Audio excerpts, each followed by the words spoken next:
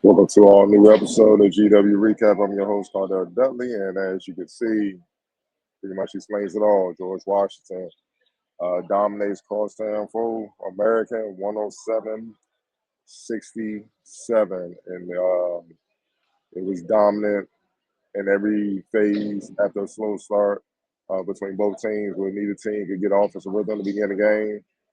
George Washington, once they got on the rhythm, led by Tre Dinkins um, and Christian Jones, it was a fire that American never got close to putting out, man.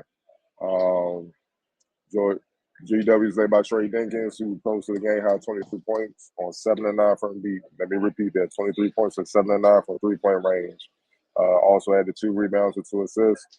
Rafael Castro added 15 points, 8 rebounds, and 5 assists. And Garrett Johnson posted 13 points and 4 rebounds. America was led by Greg Jones, 14 points. Wyatt Nasardis, 13 points, 4 assists. And Matt Mayock, 9 points, 3 rebounds, and 2 assists. The first half, like I said, after a slow start when needing team to get in the rhythm, George Washington started off the game shooting 33% from the field, and American was shooting 28%. GW held a narrow lead. Uh, GW exploded with 2 big runs, a 10-0 run, first half run, and a 13-2 run right after that. And they held American scoreless during that 13-2 run for over 5 minutes. They also during that period out rebounded them 18-7. Um, and they shot 50% from deep during that period. It was just, honestly, a rout at that point. American made a little surge later, led by Greg Jones, who got going late in the first half. He hit 4 or 5 from the field during that span. Had 9 points with about 4 minutes left.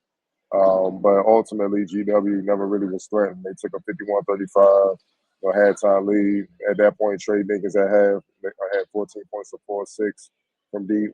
Christian Jones had 9 points, and Garrett Johnson had 7 points from 4 rebounds. As I just stated, Gray Jones, he had 9 points. He got hot at the end of the first half. Jeff Sprouts, White, and the Sounders added 6 points each. At the half, GW out rebounded America 24-10, resulting in 11 second chance points. And GW reserves outscored the Eagles 26-4. Yeah, when I say GW dominated in every phase, that's exactly what I mean, man. Second half began, it was just more what we saw in the first half, George Washington. They began the second half on a 9-3 run, extending their lead to 25, 60-35, and they never even bothered to be threatened after that, man. It was just a thorough beatdown. They outscored American 56-35 in the second half. They outdid their first half output with 56 compared to 51 points in the first half. In the second half, they shot 66% from the field, 70% from deep in the second half, and they were 82% from the free throw line. First half, they shot 13-15. It was 86. Look, man, it was a clinic in every way. Bench points, GW 54-20, 54-20 bench points. They had that advantage. Rebounding, GW 46-21. Second chance points, GW 18-5. Points off turnover, GW had that edge 2016. Americans scored more in the paint, 42-34, but they had to because they couldn't hit anything from outside, man. 3-point range. They were 7-28 in the game. 3-13 in the first half, 4-15 in the second half. Even worse in the second half, man. And with that being said, they couldn't get to the free throw line to save their life. They got 8 attempts, and they made 4 of those 50%. Whereas GW, they were 26-33 from the line. They had 55, 53 splits. They shot 52% from deep for the game. George Washington did, and 55% from the field. Like I said, man, it was just a thorough clinic in every phase of the game, just dominance. And you got to tip your hat off to George Washington. They emerged at 3-0.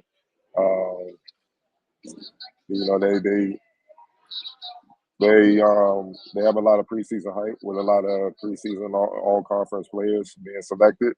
They're expected to be there at the end in the A10, not just the regular season, trying to get a regular season championship, but in an A10 tournament. right after. They expected to be there and then compete and win. And if they playing like they played tonight, where the ball movement with the assists, 21 assists to 33 field goals, with the defense that they played, with the rebound and with the deep range shooting and the mid range shooting, the finish inside, and you know what I mean. The just the totality of how they dominate. I know America may not be the strongest team, but you are dealing with a team that was in the NCAA tournament last year. Yes, they don't have Matt Rogers and those guys. You know what I mean? But Greg Jones, they still have a good handful of those guys that participate in it. And for them to get beat like this is just a testament to how strong George Washington is and how they continue to gel, man.